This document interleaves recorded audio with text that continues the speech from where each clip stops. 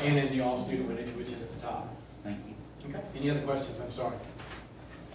All right, the next one gives our goals for our campus, and we have just 3 main goals for our campus. And of course, only one of our grades, 3rd grade, is the only one that's STAR tested, so we really had to broaden our goals and say we wanted to look at something a little bit more than just looking at the STAR results, because we've got kindergarten, 1st grade, 2nd grade to prepare those kids to be ready. So we've looked at 90% of all of our students. Our goal, first goal, is that we will reach expected growth as measured by the MAP reading. And that's measurement of academic progress, the NWEA program that we have. And so they take a test beginning of the year. We also get a middle of the year result and an end of the year result. That is looked at to be able to say what is expected if a student starts with a 100, which is the very bottom for a kindergarten student, where they would start on a risk score. If they started at 100, what's their expected growth by the middle of the year and by the end of the year? And because that program is nationally normed, it helps us to know how we're doing growing our kids compared to how everybody else in the nation who takes this program is doing it. So our goal is that 90% of all of our students will be able to reach that expected growth. And that is the average growth of all of the others wherever they started their expected growth. We say that we also have a special emphasis, though, in our African American and special education students, because those have been some of our areas that have the largest area to be able to grow. Our second goal deals with math in the same area, and it says we want 90% of our students to be able to reach the expected growth in their growth in math, as measured by those beginning of the year to the end of the year test, with special emphasis again on African American and special education students. And our third goal deals with the writing process, and that's a goal, again, that we are unified to help out the 4th grade and also the 7th grade and then high school writing. We're beginning to emphasize writing on our campus on a regular basis, and that is through the Collins Writing Program, where we'll be encouraging our students to be writing regularly so that by the time they get to that 4th grade writing test, writing is not going to be something that they just concentrate in 4th grade. We're going to be able to start it as early as kindergarten. There, it's not so much the students writing as it is the teacher writing what the students say, but still getting them in that process of thinking, being able to share those ideas, and then to get those ideas on paper. And so those are our 3 goals where we want to be. And our final thing is, how do we get there? And that's the big question for us. And we've made an emphasis really last year and particularly this year. Our emphasis is on the reading program on our campus. So the first thing that it says there is we have put into, with the extra minutes we got in our daily schedule, we have put 20 minutes of our first period of the day for all of our students, kindergarten through 3rd grade, is what used to be called the deer time, drop everything and read. And we have a 20-minute time where we're encouraging all students to have that 20 minutes as they finish their breakfast up in the classroom to spend time reading. Our younger ones, it may be being read to, and our older ones will spend time with the book, maybe a collective book that they're all going to be having, or it may be individuals doing their own books for AR testing, but 20 minutes. And a little bit of statistics of why we chose that 20 minutes. If a student starts in kindergarten and reads 20 minutes a day, they will hear 1.8 million words per year. They will have read 851 hours by the time they get to the 6th grade. And on standardized tests, by record, they are likely to score better than 90% of their peers if they have had 20 minutes of reading. In addition to the emphasis that our district has on reading at home, we feel like it just adds to that to be able to say they're getting those 20 minutes of reading every day. If we can do that, we'll have students who have a variety, their vocabulary will increase, their comprehension will increase, and it will prepare our students as they go to other campuses to be great readers. So I have to smile at that because 35 years ago I did the DEAR program. It's always an education what goes where it goes around. Well, you know, but we named it the same thing this time. Usually it's by a different name. But well, I chose the name because smile. when I was a substitute teacher the very first time in this district over at Rowe, they were having a deer time there, and I said, what in the world is deer time? And so when I found out, when we started to emphasize that this year, I liked the name and stole that old term again. The second thing we're doing is that this summer we had, during our professional time, we had Kristen Battlevik come in and train us in running record, guided, and shared reading.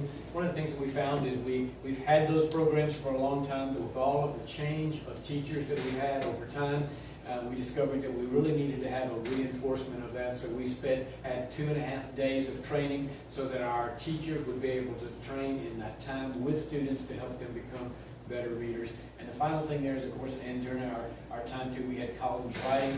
Collins writing is a way to write from a very simple writing where you're able just to put down ideas, very short. A student may be told that they needed to type 1 writing, and type 1 writing is where they may just list 4 things that they think they know about some subject.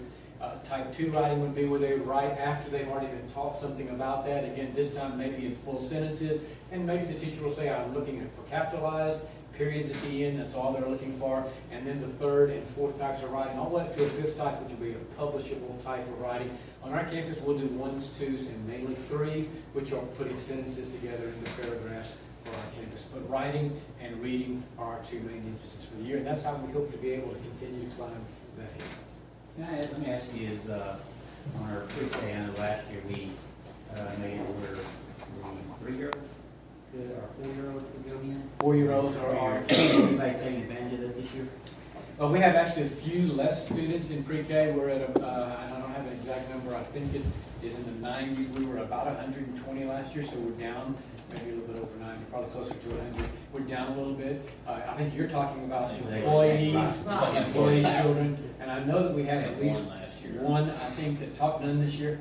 Maybe that's a kindergarten, she's a kindergartner, one that came in as a kindergartner, but I don't think we've had any of our employees that took advantage of that this year. And also, is those kids that have attended the pre-K, because you know there's that big push of 3 and 4-year-olds to get into pre-K for early intervention. So with those taking the STAR test, are those students that are in that pre-K testing? Because when I look at this, is I see our minority, our Hispanic and African American are above the region, and the Hispanic is above the state, and we walk around in the white. So I wonder are we seeing in that pre-K students testing better than that? Or in that STAR test? What I'm hoping to be able to do this year, because we're in the program, the MAP, the NWEA MAP program, is I'll be able to see how those kids that take it at the beginning of the year this year, I'll be able to see which of those kids, will they come in compared to other kids if they were at our pre-K, if they were at Head Start, or if they did not attend at all. And that'll kind of give me an idea that after that pre-K year to be able to look at it and say, after having a year of Jasper education on the pre-K, following those, where do they come in compared to now? It's going to be a little hard to compare apples to apples there, because some of ours that didn't qualify are getting, they may be in a private school and coming in, or they may have higher levels of support at home, because those that qualify for pre-K are usually those who have economic disadvantage, and so they're not always getting the support at home. They may still be below those that come in that are higher economic, socioeconomic levels, but we'll be able to see at least the growth. Yes. But that's one of the things the map does give us a lot of the diagnostic information that you typically wouldn't be able to receive, except the only time they're tested is in 3rd grade. We have a good indication of how well our kids perform, because growth for our kids, especially in reading, is at the lower level, they grow so much in the first couple of years, and that's a real good indicator. So we want to make sure we track that. For that Hispanic, when I was looking at the regions, I don't know how it's 73% there at 96. So. Yeah, that 96, numbers, 96, yeah. was we had about over, that's just about 1 or 2 students that did not pass for us to get that 96% in that level. And again, it's a continuous, it is dedication of those kids, dedication of the teachers, and but it's typical of our district actually that our Hispanic kids have done very well and been at the level near or above the Anglo level. Since I went into administration, because I looked at it my first year I went in. And sometimes we have to be very careful of numbers. Sometimes there's maybe 4 kids. Well, I shouldn't say 4 kids, but sometimes 1, 2 kids can really throw you. Especially when you look at special education, and the groups are so small that the numbers sometimes one kid could make you from 62% to 37% with 1 or 2 kids. So. And of course, we want all of our kids, and when it says on go like number 2, special emphasis on theirs, and then I look at the overall score and I see one group declining or not meeting that, and you see special emphasis, we don't have it on that group that's not meeting. That's right, and that's one of those things that's always hard, because that percent is actually above the percents of those that we said that were special. You know, it's a higher percent, but comparatively, when you're comparing other groups, and again, when you compare groups, it's hard because as was presented on that our campus has an 89% free and reduced, our economically disadvantaged, 89% on our campus. And so that means we have, you know, the kids we're working with on our campus you have to compare. When you look at a region score or a state score, it doesn't compare percentages of our campus to percentages of their campus. It's a general, it's the all student or the Hispanic overall, but it's not, our campus is made up, it's different than, you know, every campus is different. And just a reminder, some of the way that it was written is really in response to the board goals that we came up with. There was emphasis on African American and special education based on the data we looked at and some of the things we need to improve. So it kind of goes down to the campus, so we want to make sure that we take care of those particular subgroups, because that's the ones that have been underperforming in the recent data that we have. Any other questions? Thank you. Thank you. Thank you. Our next report will be a report on District of Innovation. Ms. Williams. Good evening. I'm here tonight to present information on innovation districts. This is information shared through TEA. And it was first passed in the 84th Texas legislation in 2015. So that would be towards the end of the year, school year. And as of June 2016, 8 districts completed the DOI process. By March of 2017, 228 districts completed the process, which was 22%. And then currently, there are 792 districts that have completed the process of Innovative District, and that's out of 1,031 districts, which is 71%. Also, I thought you might be interested in the Region 5 data. There are approximately 33 districts in Region 5 and 11. We are one of 11, so that are not a DOI. So there are 66% of the districts in Region 5 that have completed the process. And this is just an overview, and we will go over how we are eligible, how to become a District of Innovation, who should be involved, what flexibilities are available, and what's next. Am I eligible? Excuse me. Yes, if you are your academic accountability rating is met standard, and as Mrs. Mahfouz talked tonight in red, Jasper is eligible because of our MET standard in 2018 and our B rating. Okay, and then you may ask, how do we become an innovation district? The process begins either with the Board of Trustees resolution or by signed petition from a majority of your district level advisory committee. And our district level advisory committee is called the DEIC. We talk in acronyms a lot, so please correct us if we do not spell out what our acronyms are. But the DEIC is our District Educational Improvement Council. The board conducts a public hearing to consider developing the innovation plan, and then within the 30 days of the public hearing, the board must formally decide to pursue or decline the opportunity. If we are moving forward, then what are the next steps?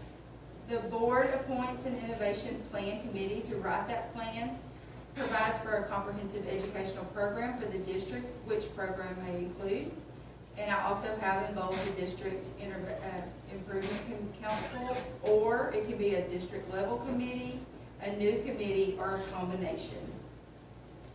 And innovation curriculum, instructional methods, provisions regarding community participation, campus governance, and it goes further for modifications to the school year, provisions regarding the district budget, accountability and assessment measures, and innovations prescribed by the Board of Trustees.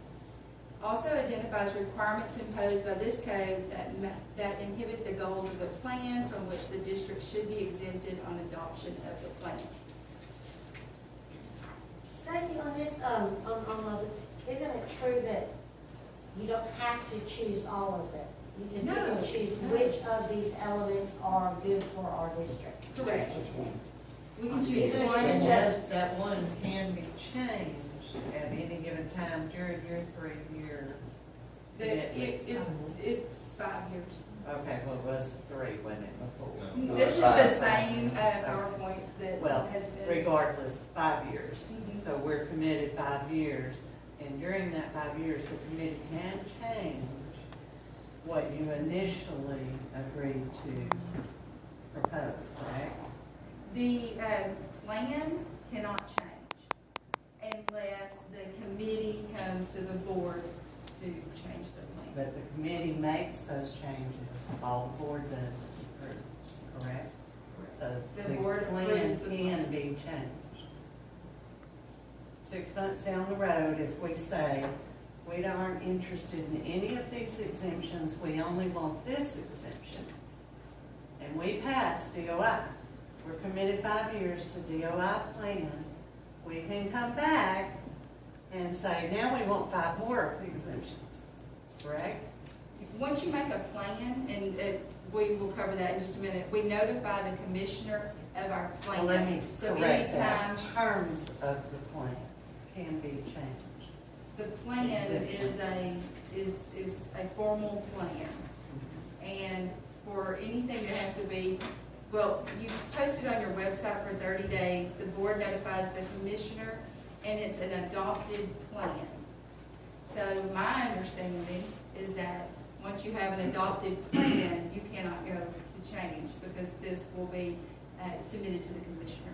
The TA's got here, said the plan can have a term up to 5 years. It doesn't necessarily have to be 5 years.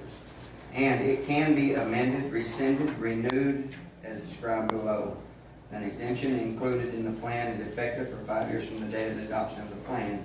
Delaying implementation of certain exemptions does not toll the 5-year term of the exemption. Districts may want to review the plan more frequently than 5-year intervals. For example, we may choose to review it every year, or every 2 years. And we can rescind it after that as well. Yes.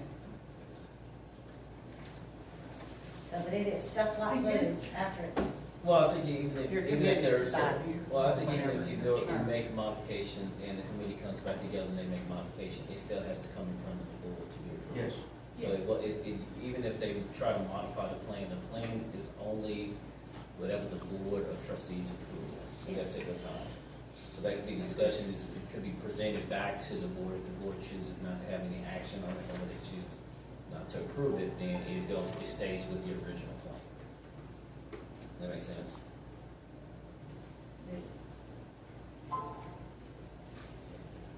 The plan.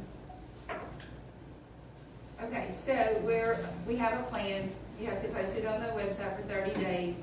The commissioner, the board notifies the commissioner of the intent to adopt the plan, and then the Chapter 11 District Committee holds a public meeting to consider and approve the final version with a majority vote.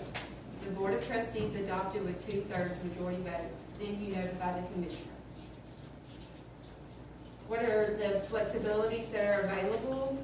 And these things are prohibited. The district governance, curriculum, state assessment system. We can't say, oh, our kids aren't going to take the STAR assessment, which we'd love to say that sometimes. The state accountability that we just reviewed, we are still under those provisions, school finance, federal requirements, and any other requirements in state law outside of the education code. So yes, we can. These are some, and not limited to, some flexibilities for local control, which would be educator certification, teacher contracts, first and last day of school, the length of the school day, class size, and certain purchasing and contract requirements. Things to consider. Do you need to update local policies to correspond with new exemptions? So when we create a plan, if and then we create a plan, we would have to go back to our local policies and make adjustments. Articulate the problem your plan is addressing. Is there a program you're trying to implement? Is there a big area of need that can be addressed by this flexibility? Involve all stakeholders, including those who do not always agree with you. And this, of course, came from the TDA website, so they give you resources, Spring Branch, El Paso, TASB, which I included on your area, some questions and answers, which from TASB and from TDA. I'd like to read something that was posted on Facebook by a Jasper employee. And I'd like your thoughts on it. And it's concerning DOI. It says, the committee of teachers and educators make the choice of what they want to have in DOI. They present it to the board. All the board does is vote on whatever the teachers want. The board nor the superintendent can change that. To make any changes, the teachers on the committee has to present any proposal for modifications or changes for the board to vote on. Now that was on Facebook on the discussion board by a Jasper ISD employee. Is that correct? I'm reading from TEA, and what it says is that there is a adopted plan that is a committee by the board, that you can create the committee.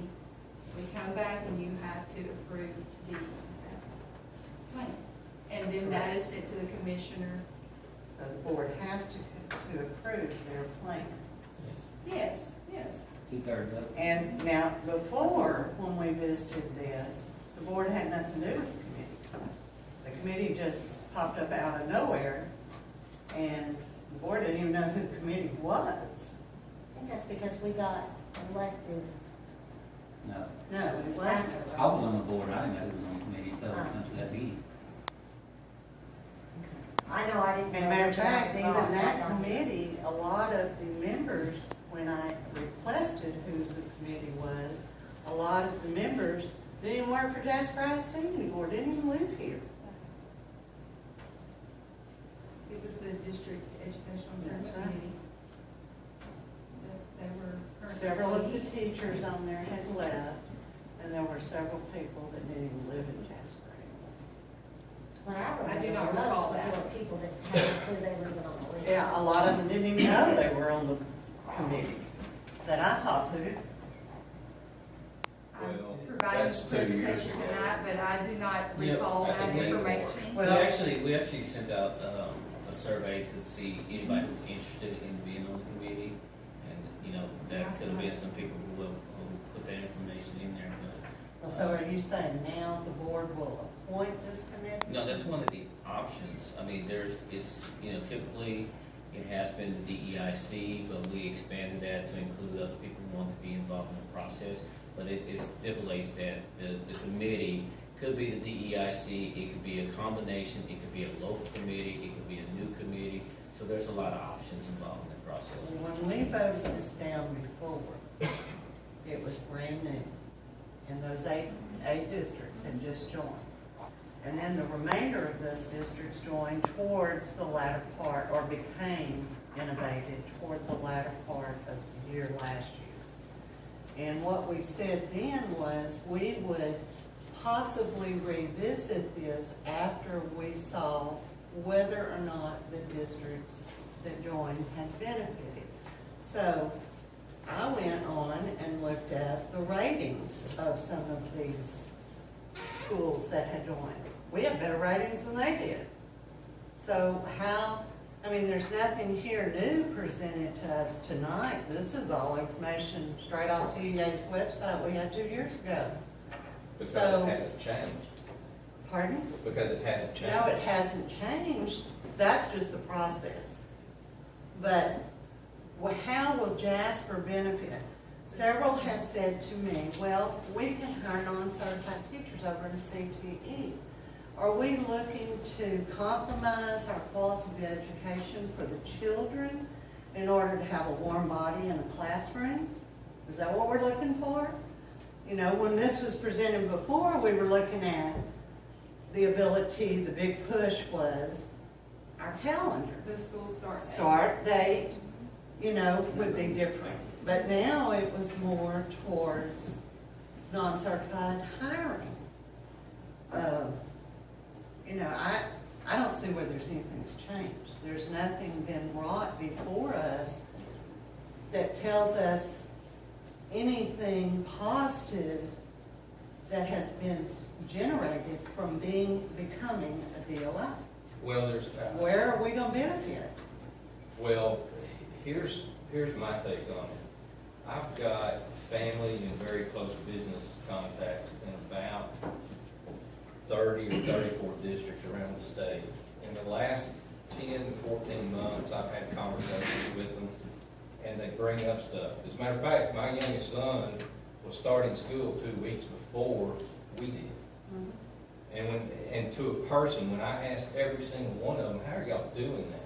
DOI. It was just, it's not, But we're not DOI, and we're gonna stop in school before they get out.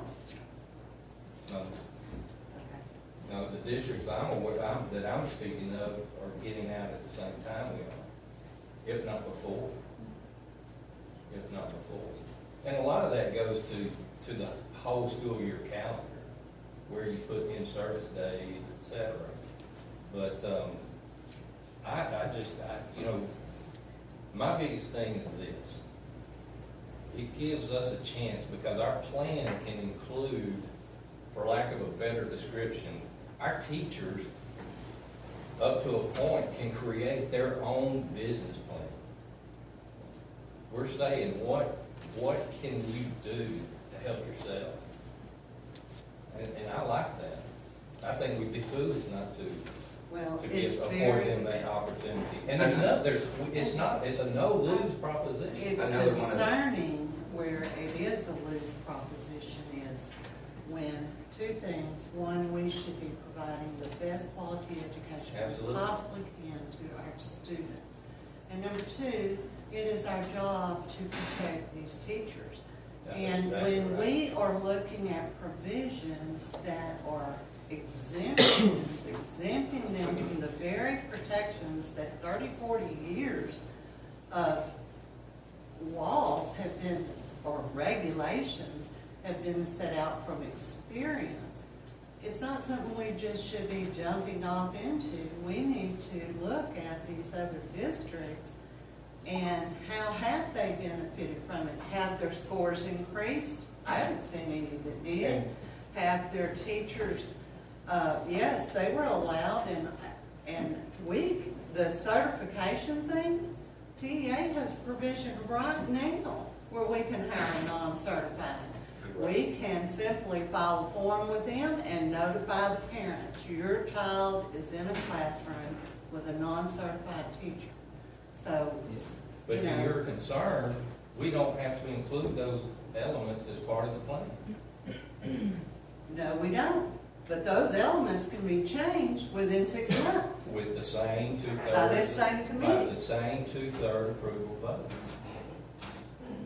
It has to have a two-third approval vote.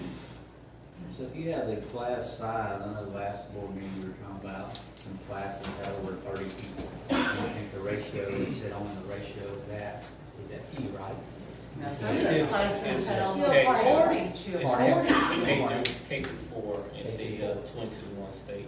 So if you go to class size, does that eliminate that? If Now, that- what end up happening, every once in a while you run into the situations where you have an influx of kids. And so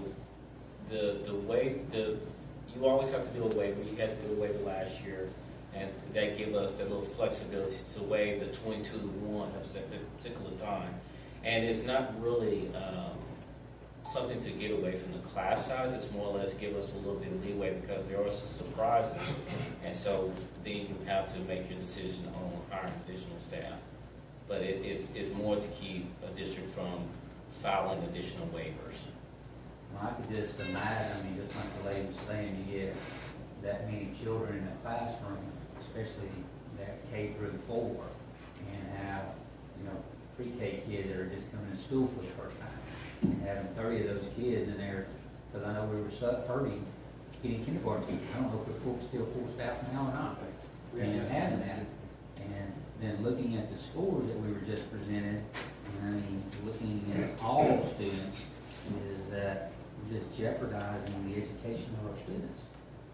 You can, The main thing here is when we talk about is quality of the education for our students. That's the main thing.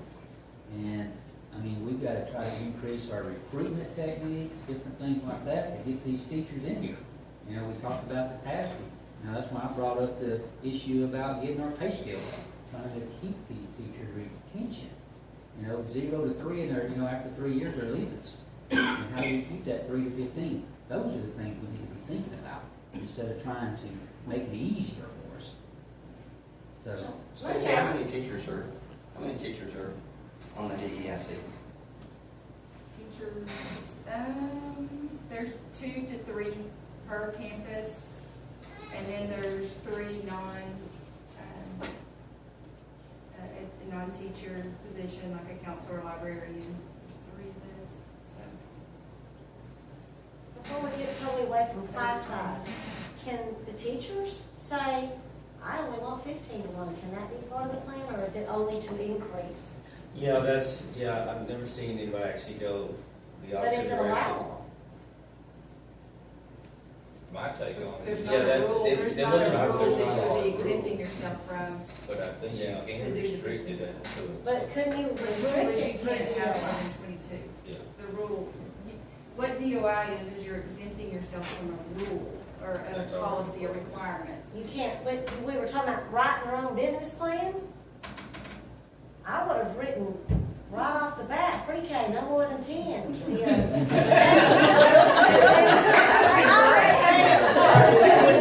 If we can write a business plan, let's write one that's benefiting our children to the highest level.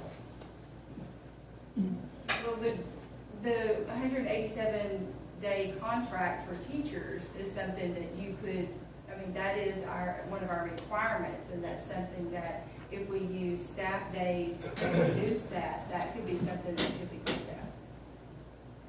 Absolutely.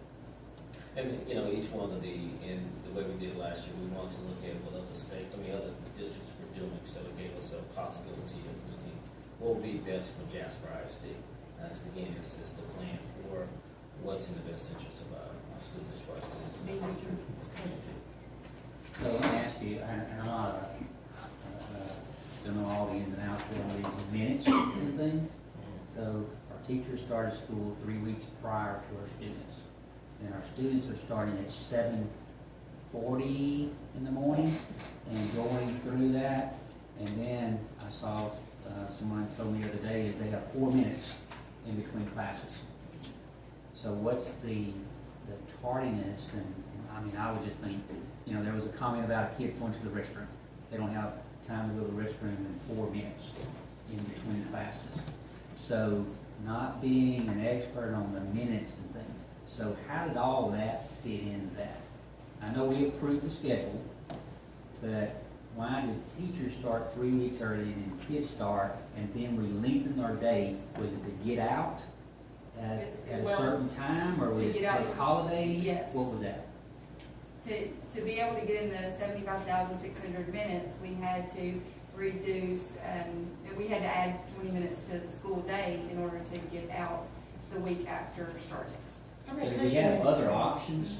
About 800 Did minutes. we have other options? Did we have it where we Did we could have other win options? another? If we could have started before the August 27th, Okay, yeah, that so would have been an is that because of what? State law. Because state law, we have to So what start, about holidays and things? What was the big change from this year to last year? That's what I said, I'm not. Well, an expert. the biggest issue, the reason why a lot of districts end up going to the district innovation was because of how September 1st fell, when it fell on a Tuesday, Wednesday, and it started on Wednesday this year, right? It started September 1st. Yeah. It was, so then you got at least 2 more years of this, and when you can't start before the fourth Monday in September, that pushed us down to the 27th. And so a lot of people, the reason why they were doing this is because that's a state law that you cannot start before the fourth Monday in September. What money in August? August, sorry. What's that? Yeah, that's way after Labor Day. That's way out, so I'm sorry, that's in August, I apologize for that. August 1st was, I want to say it was a Tuesday. And so that's why you're gonna have a couple more years of this before it actually come back around, that it's gonna be at the very beginning. And then the other part of that, even though the students are based on minutes, the teachers still are on days, so we don't get to waive days unless that's a part of the plan, and that was one of the options that was in the plan that we looked at, that you could reduce it by 5 days, but that's teachers have days. And wasn't there something that may have been in here, Stacy, wasn't there, you have to have a public meeting or something? Yes. Yes. Yes. That would That's have to all come with after the resolution Or the- or Or the the petition. DEIC majority of people Right here. who want that, then you would have a public hearing. Process begins with the Board of Trustees resolution or a signed petition from the majority of your district level advisory committee. That is the very first step. So this has nothing to do with the very first step. This is just a presentation to bring it back. Nothing to do with the process. This just answers Mr. Webb's question on August 13th. Yes, it is. Also want to make clear, DEA says that a plan can be for less than 5 years. So we can, Yes. if the committee is formed, whether it's DEIC or if it's an all-teacher-based committee or whatever, and they want to try this thing out for a year or for 2 years, and we can implement when it comes to the board. If it's a 2/3 majority, we can implement whether we want to look at it and review it 1 year later, or rescind it at that point, however we want to do that at that point. But y'all talked about the minutes, the number of minutes can be reduced too, but with the minutes, in order to, if we do reduce the 75,600 minutes, you reduce your funding, federal Yes. funding. Just, Do not Oh, do yeah. that. yeah, you don't want to do that. Yeah. Plus, we're already down to 163 student days, and that's really going into the curriculum. It came in handy last year with some of the bad weather days that we were able to have bank minutes. We don't have that anymore. But that was an advantage, so the kids didn't have to make up that day, but of course teachers did. Anything else, anybody for Ms. Wood? If not, our next report will be our financial report. I guess that'll be me. Do that. Yeah, so the financial report includes a comparison of budget to actual based on year-to-date revenues received and expenditures posted on August 31st, 2018, as of September 7th, 2018, for all funds combined. Adopted budget plus grant funds and general funds, M&O funds 199 only. These are unaudited financial reports. Now, all entries have been posted as of date of this report, and of course, that our auditors will give us the final entries in October when they come to review our documentation. Now, looking at that and just looking at this, it's kind of like where we were going back is, on the local operating fund, the actual putting in the fund balance, which I know it may change a little bit, is $926,104. And so my question to Ms. Thornton last month was on our budget and asking her where we were actually padding to get that 300 to 350,000. And so I did some research since she didn't answer my question, was that if you look at the instruction here, we're actually 11 million. And so when I looked at the budget number for the instruction, she budgeted $12,486,000. So that was basically a $916,000 increase on the budget from FY 17-18 of the 11.5. So if she took the 11 million and put that to the 10.9, we would have been basically where we're at, maybe a little bit more this year. So we're gonna be 500,000 in instruction under budget again for this year. So she's budgeting off of budget numbers from last year, not actual numbers. And so, that's where that additional money, and that's where, I was trying to ask her last time. So with that, what I would like to see is a report showing, and her breaking that down by name, title, the FY 17-18, and I can send an email, is the base salary, FY 17-18 stipend, and then the FY 17-18 total, and then compare that to the FY 18-19 base, FY 18-19 stipend, and FY 18-19 total salary, so that we can look at where the raises and where she got that. And I guess the 916 came from the 3% across the board increase and the benefit increase. And then I guess I'm seeing now on the website there's a stipend that's out there. Some of those stipends have already been out there.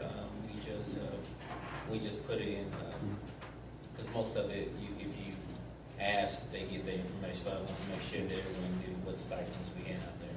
Because we did add on the stipend for masters and doctorate, as well as the math and science stipend for secondary campus and the ESL stipend. Because our instruction, our balance was 590,692, and that is with taking out 130,000. So we've been, what is that, 720,000 there below our budget instruction. So that's where we're coming below budget every year. That's our biggest area. And looking at that, on our actual expenses, 22 million, and on our, I think our budget number, she said, was going to be 23.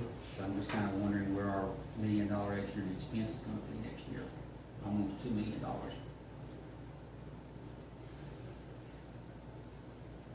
And again, being a steward of our taxpayers' money, because we're fixing to have $9 million in fund balance. I have a question regarding pay increases. I understood that we passed a 3% pay increase. Is that not correct? Not a flat 3%. 3% on the midpoint. On the midpoint, correct. But I understand that some of our employees got emails saying that some would only get 1.2 to 1.5% of midpoint, and others would get 3%.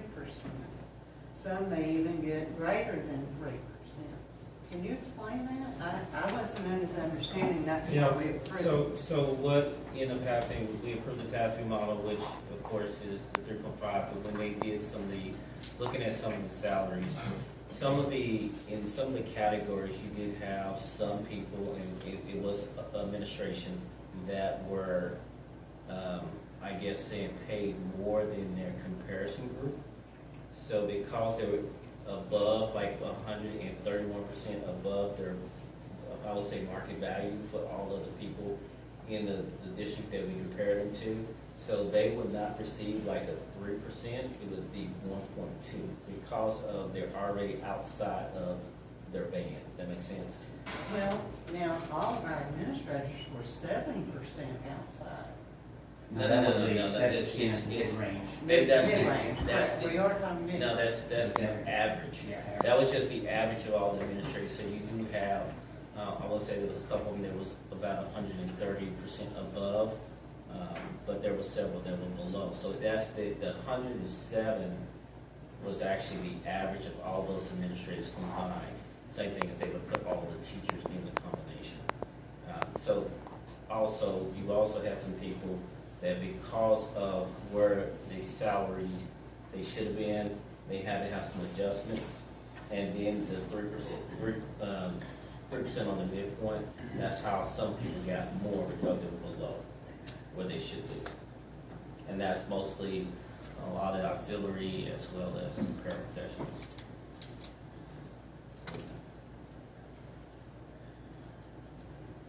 Can you email me that? Because I'm not involved. Okay, I can do it. So how many students is enrollment right now? I was hoping to get that number today, and I don't think we got the email today. Friday was The Friday was 24, 20, 28. I think I sent that in the last update.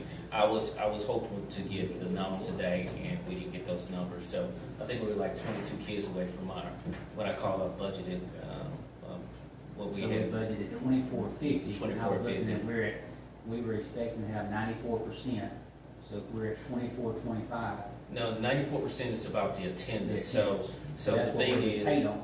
yeah, well, the thing is, we would love to have 100% of our Right. kids show up every single day, but to be a fair estimate of attendance and looking at historical trends, you do it based on 94%.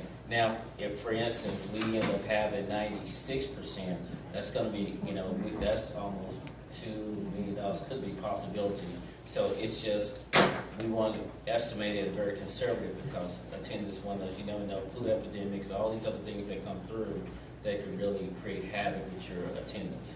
But I'm thinking is that if we're below the 2450 budget, and our goal is to be 94%, so that's kind of what she. Yes. I would think that's what she would budget. Yes. Her thing on.